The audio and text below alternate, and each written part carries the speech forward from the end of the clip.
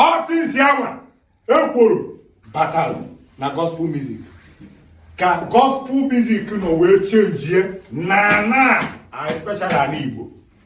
Weta onwori ọzọ and abịakwuzie kita nweze egwu ne ofia ka arụghị nụ ndị tigide gospel kita tie ya onwe meaning maka ihe onye ọbụla na-atụzi bụ ego onye ọbụla chọrọ ka ọka ibie ndị gospel kita wee baa n'ịgwọ ọgwụ ọtụtụ n'ime ha na-mix up with all this mmụọ niile nna ha akpọ afịa kita emisicha up ọtụtụ na-ejekwu ma ndị anụnwa na ndị ahụ na-agwọ ọgwụ ego akịta sị na ha bụ dibịa ọha na ha na-emekọcha ka e wee mee ka egwu ha mee gịnị gbuo ewu gawa afịa maka ihe a na-achụ bụ ego a na-achụzi ya gwomgwomgwom.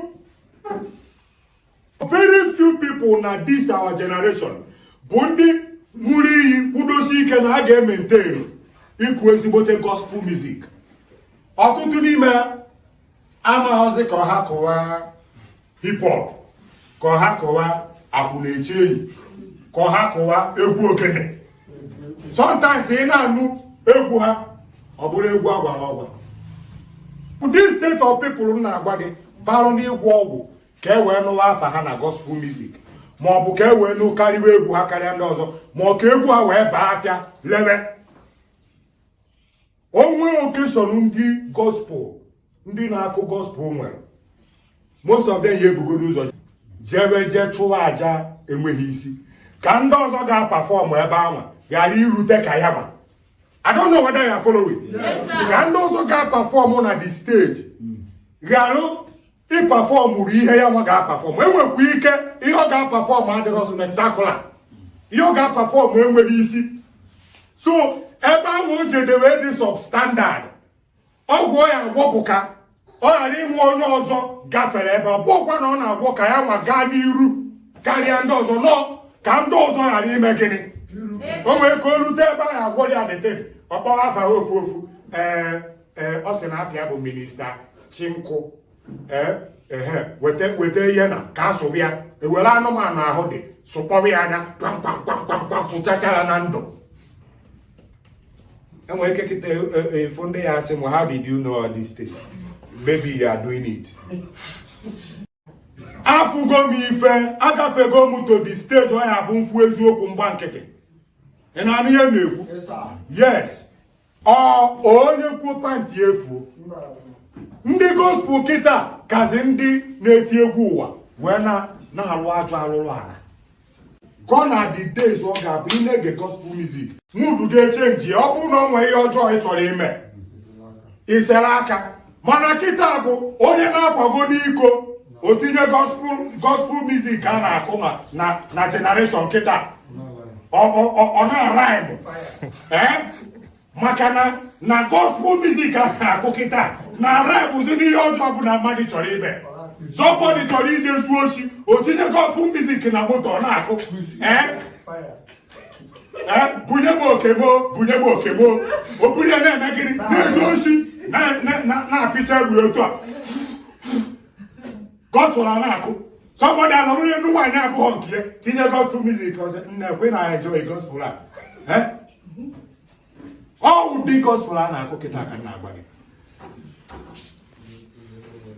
Ewere makwute mana chọọchị gasache were eji gospel music nke ọgba porutuo chọọchị. Kịta ọgba ndị gospel na-egbuzi onwe ha.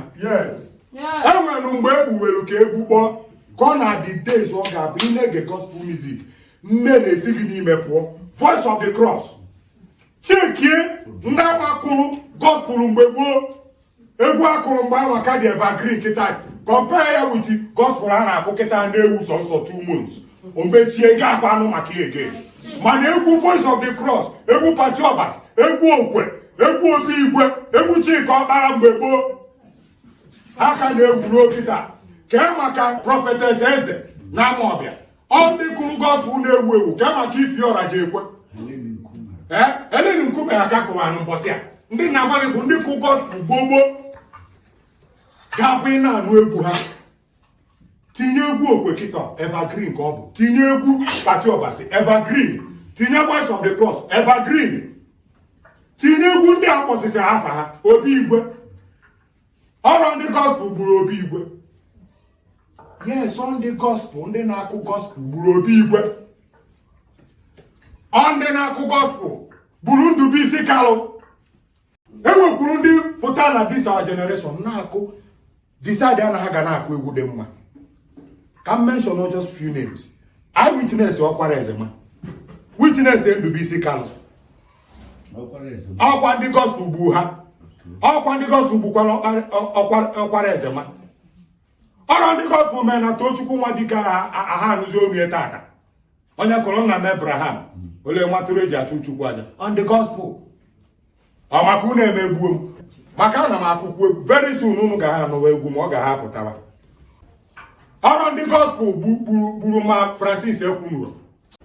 Ị na-achọ ka ọ ghara inwe onye lu substandard level ị nọ na ya. Ọ bụkwa na ị na-agwọ ọgwụ ka gị nwa level gị gbago na ọ ka ọ ghara inwe onye lu your substandard level. Kedu ụdị ajọ obi dị ihe nke ama? So ị chọrọ onye ọbụla tigide ekwurute ebe anwe ị kwụsịrị ịma ahịhịa ị na-akụ ka ọ ghara inwe onye gafee gị. Gwa ọnụ gwọwa ka ị gaa ọfụma. Ị na-ata winch bụrụ amụsụ na-efegharị n'abalị na-apịgbucha ndị mmadụ na-amị ha ọbara na-egbochi ndị na-agba mbọ ka ha gaa n'ihu. Amụsụ nke gị ọ makwa ihe ọ hapụ Central Bank. Amụsụ nke ọ hapụ Central Bank ka ọ banye ebe a ga-eburu ego. Ihe amụsụ nke gị na-eme bụkwa obiado onye ọbụla na-aga n'ihu na be nna gị ka ọ ghara ịgasị n'ihu. Amụsụ ga-ama amaghị ihe. Retrace your steps. Enwere anyị fụrụ Ọkwara Ezema ndị kụwara egwu ọ na-emetụta n'ahụ na mmụọ ji data aka ndị ochie ji wee na-akụ. Cornelius Benjamin ka nọkwa kịta. Ka a hapụgodi sọ mmadụ na-agba inwe ike ịnọ ebe anyị na-asị na ị na-akụkwa ezigbo gospel na ma akpọghọ mmadụ niile ka mma akpọ iwu bụ na mma akpọ m onwe m ka ma ha akụ gospel. Did I call myself? No. Buru nke ahụ ị na-akụ nọrọ ebe a nọrọ kịta anyị na-anụ ya kịta chenjie anweghị originality nna ya ka m jiri opportunity ị na-akụ gospel ọ bụrụ na ịmanya ị na-akụ n'egwu jee ma akọ ịlụ akpa ụkwụ bụ ihe fiti gị maka ọta m ihu na-akụ elize kịta dara ihe niile a na-eme n'ime ụlọ nsọ Chukwu tụgharịa ya upside down everything a na-agazi cham n'ekwu m si jide alaeze Chukwu dowe n'elu ụwa tụgharịa ya ọghọrọ ihe ọzọ. anyị niile ị na-achị back to mgbe anwụ ya abụ ị na-anụ gospel ị na-atụgharị uche na ajọ omume niile i mere. Gị nwa na-akụ egwu kịta ihe nchọ ka iche eki onwe gị bụ gị nwa na-akụ gospel music ị na-akụ ọ na-eme ndị mmadụ chọọ ịtụgharị uche n'ime Chukwu okike ha ewere gospel ga-anwa dị na-asị ka anụgodi ya. Unu kụgide wee kachapụzi obi this generation ngacha obi this new generation that na ha amazikwu gospel music dị mma amakwu nke agha agụ na chọọchị. Ọ bụ na agụ egwu ikpe agụ egwu eji ebute ike agụ egwu eji enwe ego ọ ya ejupụtara everywhere. Do you know that na Bob Marley ji egwu ọ na-akụ wee mee ka udo dị n'obodo ya between two politicians n'obodo ya. This is the kind of thing I chọrọ na gospel music. Iku egwu ya bụ onye cheta ihe ọjọọ na-eme uche njie. Ọ bụghị kụọ gospel the next minute ị na-achụgharị nwunye mmadụ. The next minute ị na-achụgharị ụmụ agbọghọbịa juu na chọọchị.